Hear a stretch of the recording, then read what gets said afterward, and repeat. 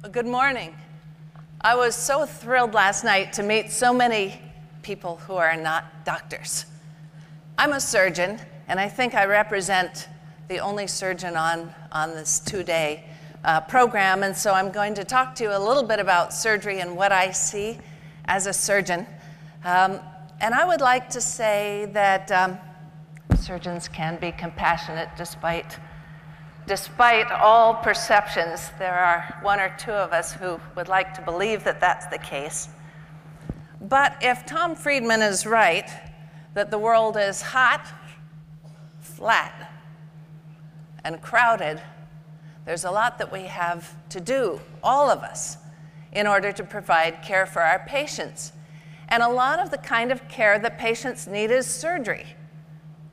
It's just that most of us in the States and in the developed world, 10% of us get 90% of the surgical care. And there's a huge disparity. One thing we get is trauma care. Any of you been in a traffic accident? Anyone you know been injured? Anybody had surgery at all? Trauma kills more people under the age of 44 than cancer, cardiac, or any other disease.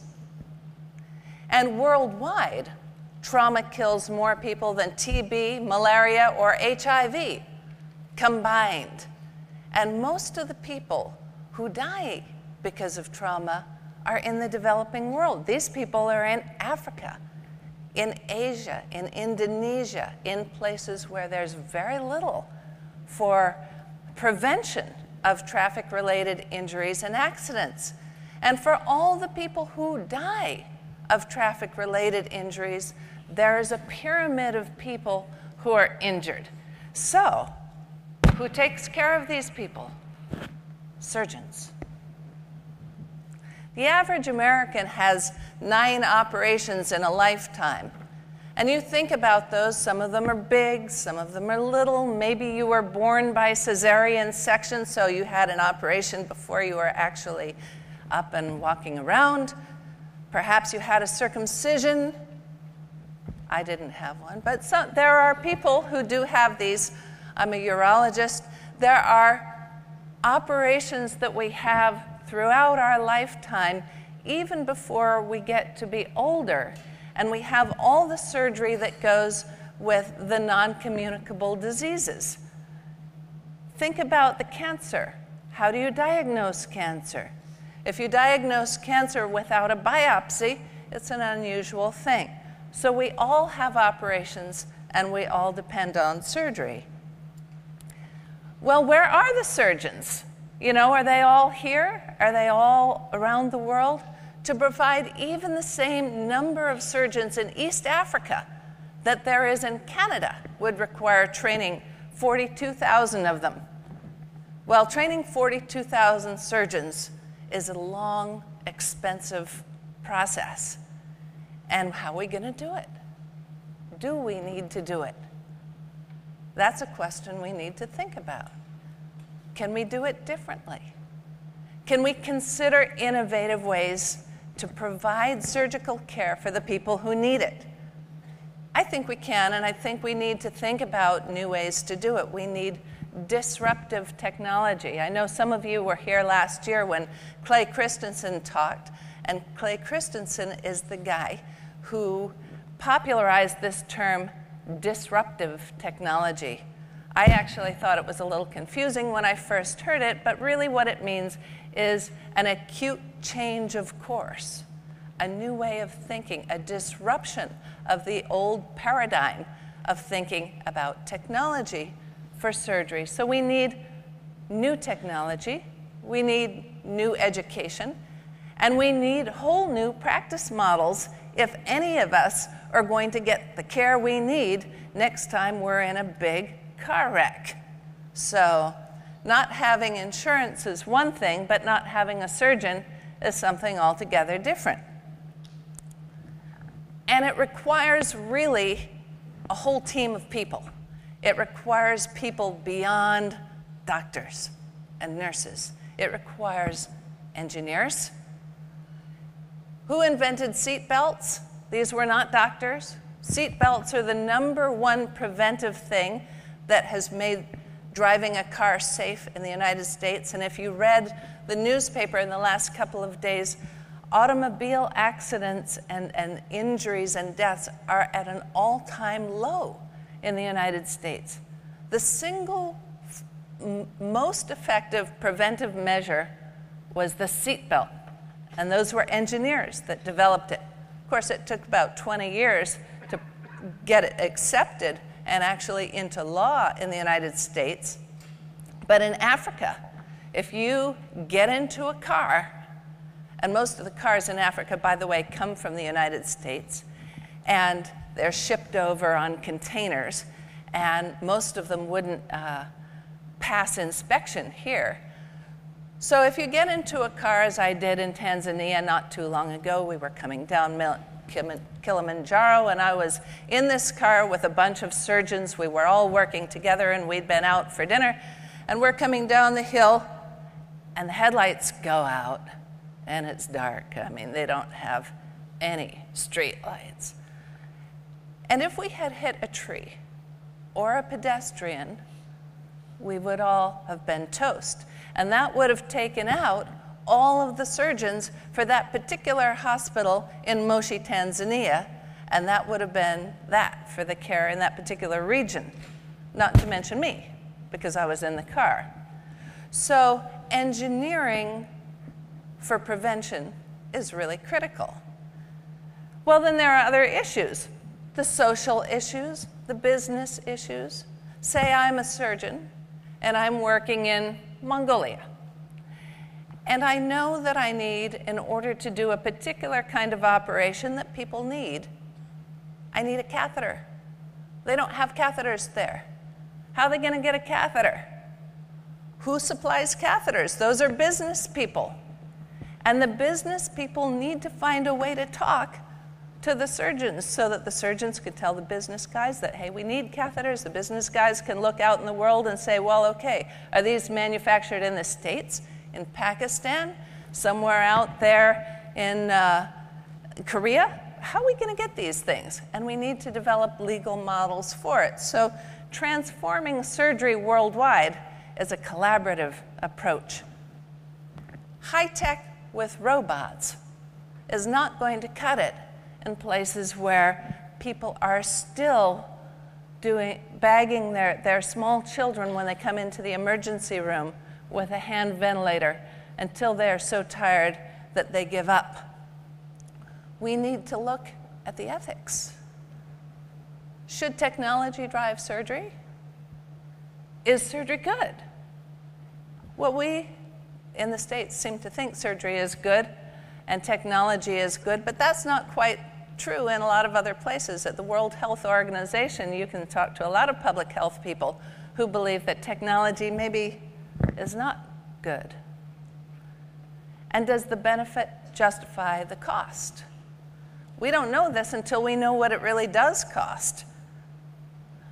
The old information technology, and this slide shows a medical records room in a particular hospital I work in Vietnam. All these records are mildewing in the corners. The new IT is all modular and small, and it's transforming extremely quickly. And I know some of you are IT people, and you can help us design cheap, easy, disruptive technology to address these issues. Well, is it right to bring what we have here in the States to other countries? Or are we dumping our old stuff? Many of us think, well, hey, great, we don't need this computer anymore. We'll send it to Honduras. Is that an ethical thing to do? Or is it just dumped technology? If it doesn't work for us, why should we think that it's going to work somewhere else? 95% of the technology that we send to other places or that they receive is imported. And a lot of it doesn't work. It doesn't meet the needs of people. And so it goes into a little storage closet. And as you travel around to all countries We call them developing countries. You could call it third world. They all have closets where they store this stuff because the stuff could be valuable. They're not just sure, but they sure can't use it. Either it's lacking parts or it's lacking maintenance. They don't know how to use it, never came with a manual. So we send a lot of stuff to places and it's just not good.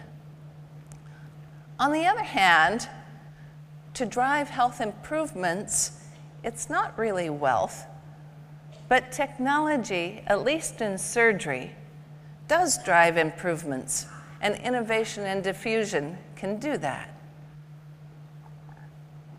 Now, WHO came out with a statement a few years ago that said really that it's not only a waste of precious resources to move this useless stuff, but it also undermines the goodwill and trust of those people we're trying to help. So I think it's really critical now to think not just of taking the stuff that works here to other places, but to look at what they need and to devise new stuff. And that stuff, almost all of it, requires electricity. It requires clean water.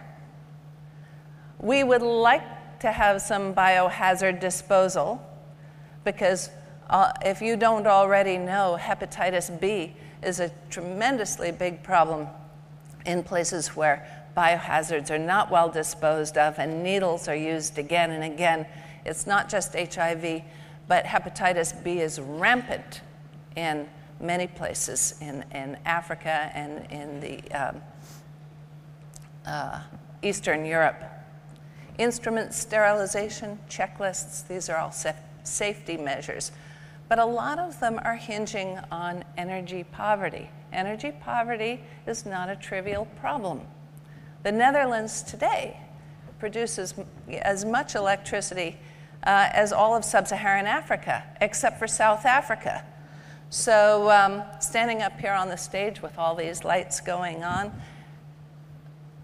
it's nice to have electricity.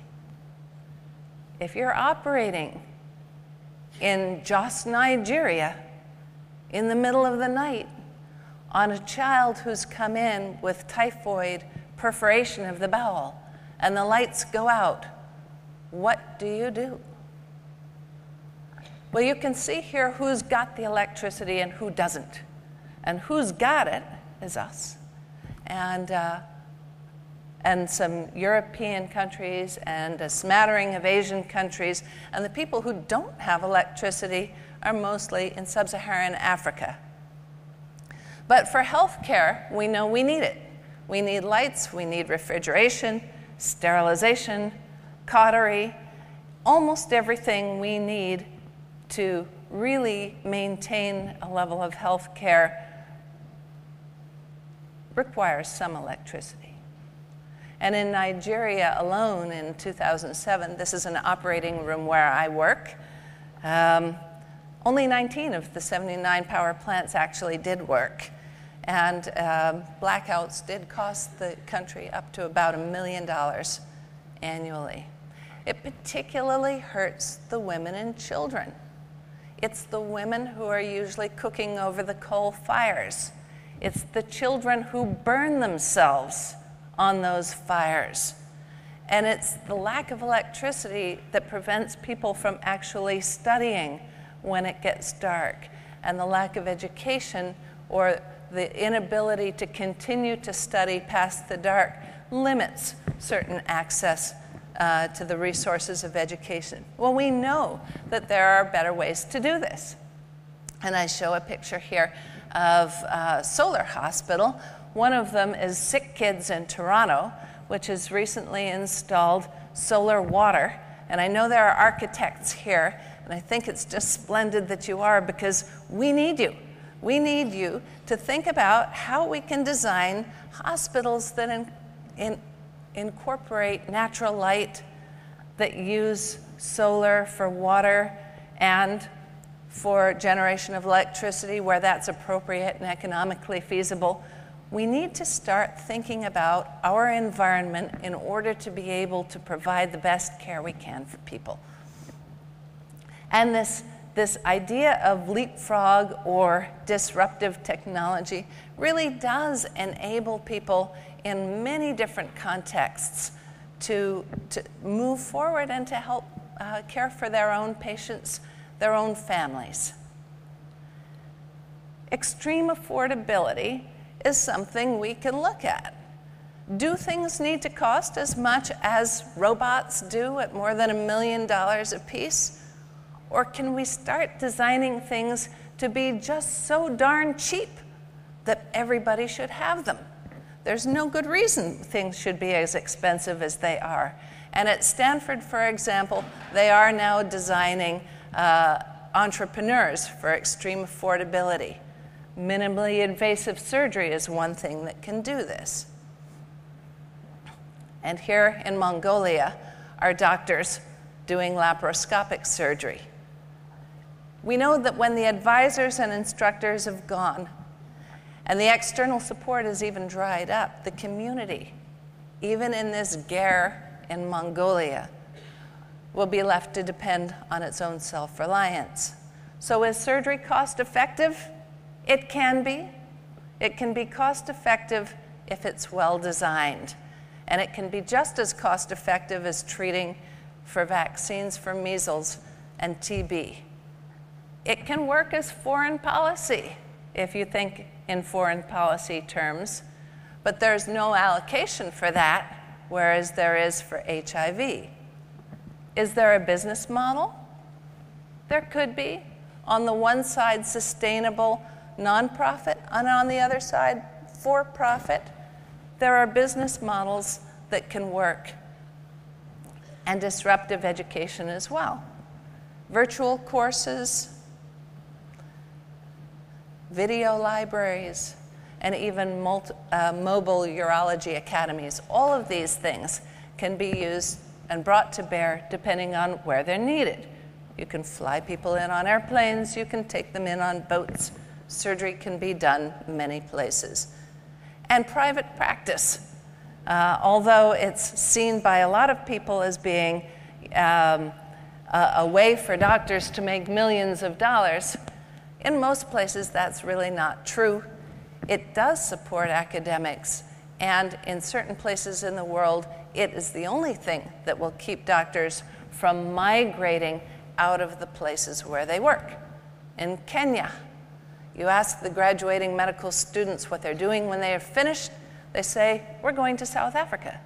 Where do the South Africans go? They go to the UK or Australia or the States. So there are these migrating patterns, and we need to think, well, what can we do to make it satisfactory for people? If, as Paul Farmer says, that surgery is the neglected stepchild of public health, then we need to think about how we can change it. We recently wrote a book about that, but we found out that we were still trapped within the northern Western American model where the book is actually more expensive than the people we designed it for can pay for. But as Yoda said, try not, do or do not. There is no try, and that's what we must do. Thank you.